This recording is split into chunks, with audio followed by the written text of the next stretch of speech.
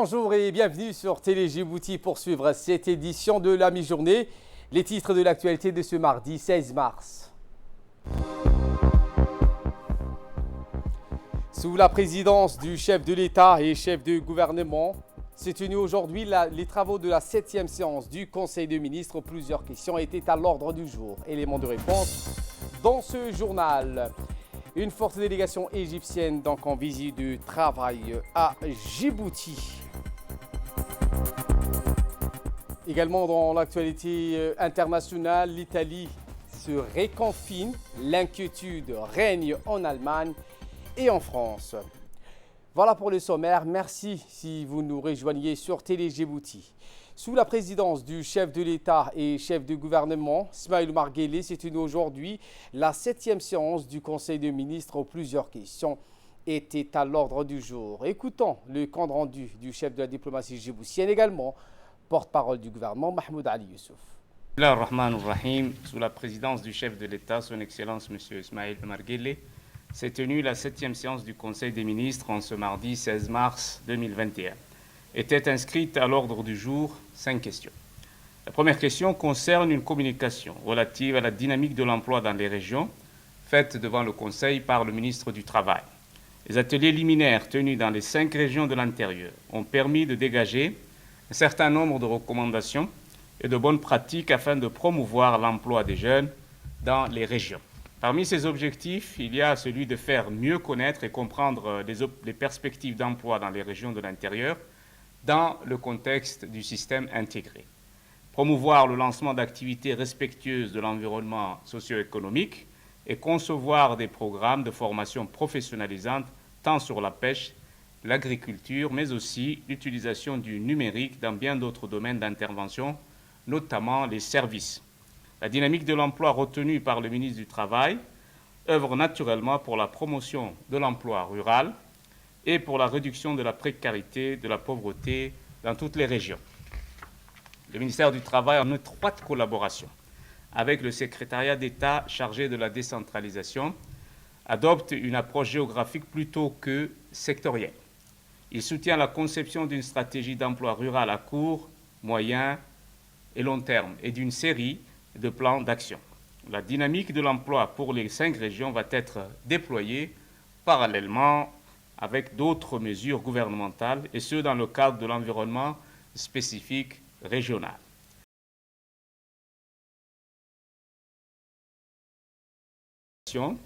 M. Bouh Adan Ahmed est nommé directeur administratif et financier par intérim. Mme Zamzam Mohamed Youssouf est nommée directrice de la planification, du suivi et évaluation par intérim, toujours du ministère de la Communication. M. Fahim Ibrahim Ali est nommé directeur de la publication du journal La Nation. M. Abdelrazak Ali Dirane est nommé directeur de l'agence djiboutienne de l'information, toujours par intérim. Mme Zamzan Hassan Farah est nommée directrice d'études et statistiques de la planification et du suivi, évaluation par intérim au ministère, cette fois-ci, de la femme et de la famille. M. Ibrahim Dini Alleo est nommé directeur administratif financier par intérim. M. Daoud Nour Ahmed est nommé au poste de directeur général adjoint par intérim de l'autorité de l'aviation civile, c'est au ministère donc de l'équipement et des transports. Le ministère des Affaires musulmanes et des biens Waqf a également présenté une série de nominations à des postes au sein de ce département. M. Adjal Chouaib est nommé secrétaire général par intérim. M. Guedi Hassan Elmi est nommé directeur général par intérim. Mme Kaltoum Mohamed Abdi est nommée directrice de la Bibliothèque nationale par intérim. M. Abdallah Dileita Sultan est nommé directeur administratif et technique par intérim à la Bibliothèque et aux Archives nationales. Mme Nabiha Moumin Ouaberi est nommée directrice générale par intérim de l'Institut djiboutien des arts. M. Abokor Farid Bouh est nommé directeur des études de la formation en arts par intérim. M. Sahal Hussein Darar est nommé directeur de la cinématographie. M. Douali Hassan Ahmed est nommé directeur général par intérim du Musée national de Djibouti. M. Al-Saleh Ahmed Abdallah est nommé directeur général par intérim de l'Institut Al-Wasatiyya. M. Idriss Moussa Ahmed est nommé directeur général par intérim de l'ODDA. Mme Fatouma Abdi Issa est nommée directrice générale de la culture par intérim. Et M. Ismail Hassan Rouble est nommé directeur des affaires musulmanes. Et enfin, M. Ibrahim Ismail Rouble est nommé directeur des bureaux des régions. Le Conseil a ensuite examiné et approuvé plusieurs autres questions. Réécoutons le compte rendu du chef de la diplomatie djiboutienne, également porte-parole du gouvernement. La troisième question concerne un projet de loi portant adoption des comptes financiers 2018 de l'imprimerie nationale de Djibouti. Les comptes financiers de l'imprimerie nationale sont arrêtés au 31 décembre 2018 et sont approuvés par le conseil d'administration et se présentent comme suit. Le total des produits est estimé à 240 110 000 francs Djibouti et le total des charges à 319 683 000 francs Djibouti. La quatrième question est relative à un projet de décret portant organisation et fonctionnement de l'Institut djiboutien des arts et de la cinématographie. L'IDAC est donc doté de la personnalité morale et dispose de l'autonomie administrative et financière. L'Institut djiboutien des arts et de la cinématographie est chargé de mettre en œuvre la politique d'État en matière de promotion des métiers, des arts et de la cinématographie. À ce titre, il a pour mission d'offrir une gamme de formations diplômantes destinées à l'exercice des métiers d'art et de la cinématographie. L'IDAC est donc chargé aussi de réguler le paysage du cinéma et de ses activités en vue d'exploiter les potentialités techniques et culturelles de notre pays. Il délivre des agréments d'exploitation cinématographique et de tournage de films sur le territoire national. Il s'attelle par ailleurs à la promotion des productions et de coproductions de films djiboutiens tournés sur le territoire national ou à l'étranger en fournissant ou en favorisant les échanges entre professionnels du cinéma. La cinquième question est relative à un projet de décret fixant les modalités d'organisation et de fonctionnement de la bibliothèque et des archives nationales.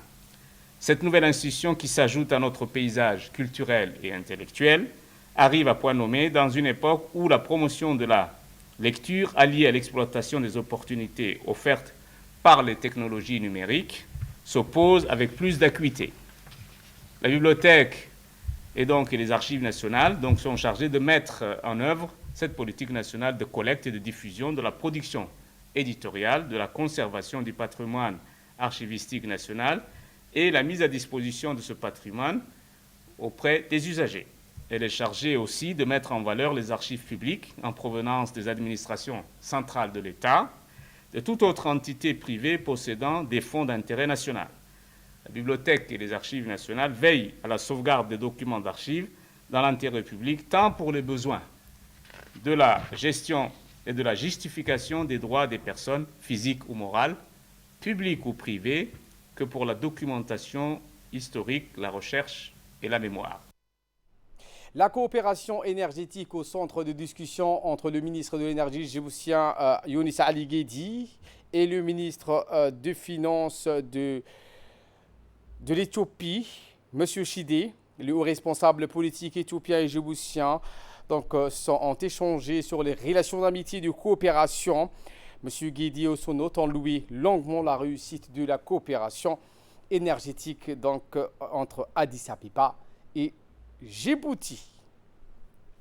À la page santé de cette édition, le service d'apiculture de l'hôpital général Pelletier se voit améliorer son plateau technique et renforcer les ressources humaines.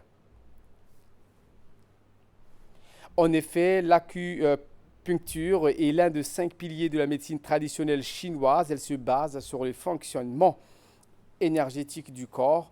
Elle prend en charge le corps dans sa globalité, sans dissocier les symptômes physiques de l'état émotionnel du patient. C'est sous les objectifs fixés par le directeur général de l'hôpital Pelletier, Zakaria Aouled, de valoriser les bienfaits de cette médecine aux usagers de l'hôpital, que le service se voit renforcer ses personnels soignants par de nouveaux médecins dans cette discipline venue récemment de la Chine et l'augmentation significative de la capacité d'accueil. Le complexe sportif féminin a célébré ce week-end les activités pour la célébration de la journée internationale de la femme. C'était au complexe sportif féminin situé au quartier 7. La cérémonie a regroupé des équipes féminines des différentes disciplines sportives et le coup d'envoi fut donné par la directrice de ce centre. Outre les équipes sportives, l'événement également a réuni des invités de tous bords ainsi que l'armée de la base italienne. Cette journée s'est clôturée avec la remise des trophées aux gagnantes de différentes compétitions qui sont venues en nombre.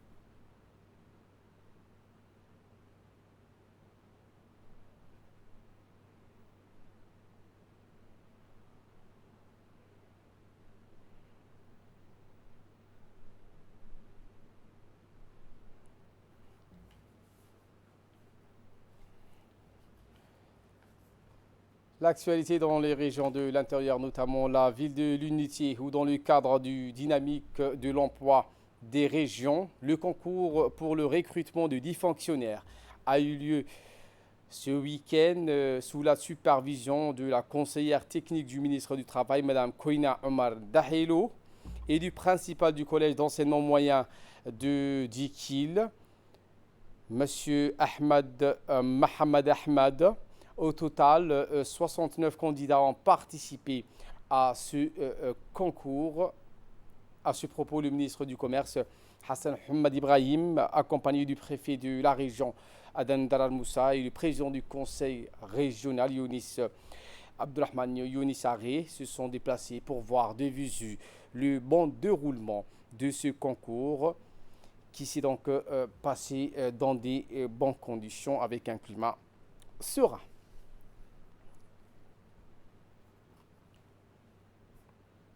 À Tajoura cette fois, où le président du conseil régional de la ville blanche et l'ensemble de 14 chefs de quartier de Tajoura se sont mis à l'épreuve afin de sensibiliser la population tajourienne au retrait des cartes d'électeurs.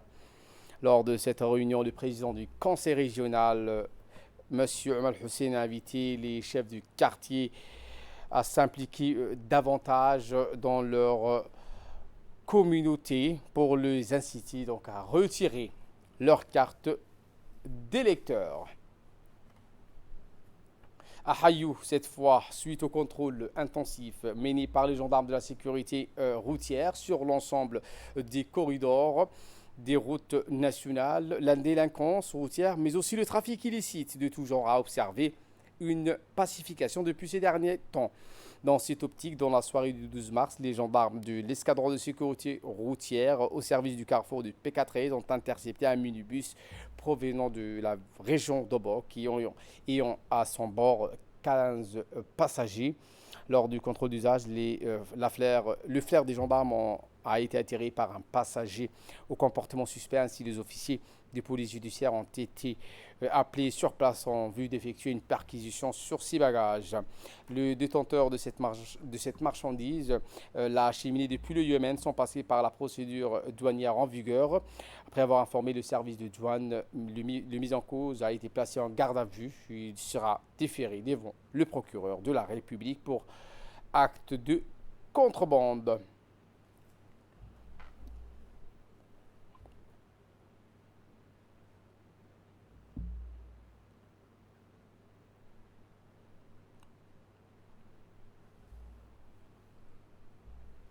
Et de là, nous passons en nouvelles du monde. Je vous le disais en titre, l'Italie se reconfine.